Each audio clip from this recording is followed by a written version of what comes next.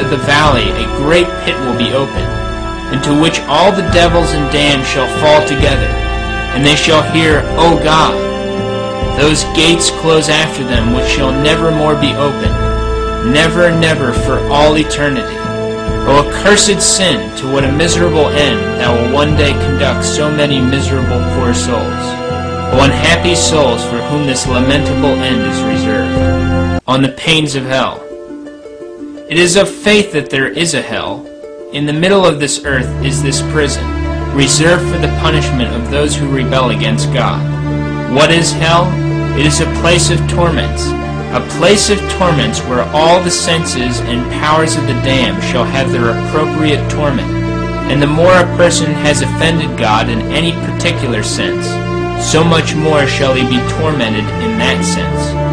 With what compassion should we hear that a poor man was enclosed in a dark pit for his whole life, or for 40 or 50 years? Hell is a pit enclosed on every side, where no ray of the sun or any other light ever enters. The sense of smell shall be tormented. We read in the life of St. Martin that the evil one appeared to him on one occasion, and the stench that filled the room was so overwhelming that the saint said to himself, if one single devil has such a disgusting odor, what can the stench be in hell, where there are thousands of devils altogether? In hell they will be laid over one another, heaped up together like sheep in the winter season. Nay more, they will be like grapes crushed under the press of the wrath of God. From this shall also come the pain of immobility. Let them become immovable as a stone. Exodus 15:16. Thus as the damned fall into hell at the last day, so they will have to remain without ever changing their position, and without moving hand or foot, as long as God is God. The hearing shall be tormented by the continual howling and wailing of those despairing wretches. The devils will make perpetual noises. How painful is it to one who wishes to sleep, to hear the continual moaning of a sick person, the barking of a dog, or the crying of a child. Unhappy souls who are condemned to hear continually, for all eternity, the cries and the howls of those tortured wretches. We know that men often sin through intemperance, greedily indulging themselves in food and drink. Consequently, God has appointed a severe penalty for this sin in the next world. Christ foretells it indeed in the words, Woe to you that are filled, for you shall hunger. Luke 6:25. It is impossible for us to form a true idea of the pangs of hunger, since we have never felt them. If for a whole day one has nothing to eat, the time seems very long and one wants some food very much. And if one were deprived of any nourishment for 2 or 3 days, what misery would it be? But if a man had nothing whatever to eat for a whole week, and were left a prey to hunger, what would become of him? Besides hunger, the damned suffer the most burning thirst, which is beyond the power of words to describe. Everyone knows how terrible are the sufferings caused by thirst.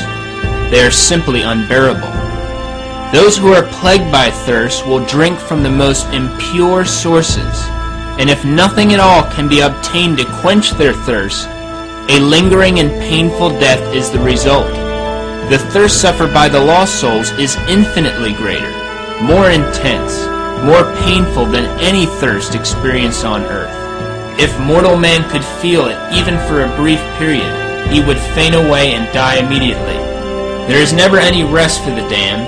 They are driven from one torment to another unceasingly.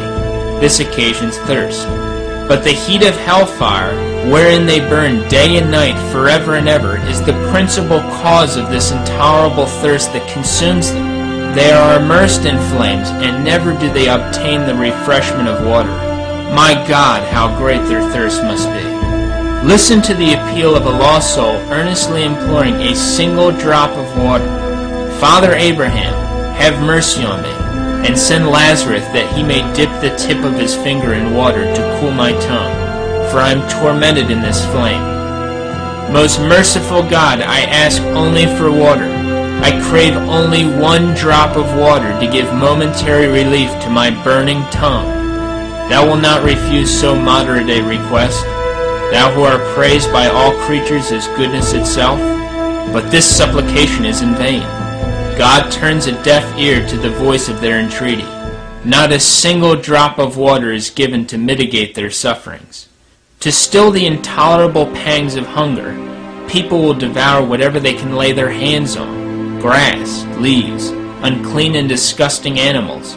Men have been driven even to feed on the flesh of their fellow men, mothers to sacrificing their children, and some have been known to gnaw on their own flesh. They drag on until all their strength is consumed. Finally, through the torture of starvation, they lose their senses.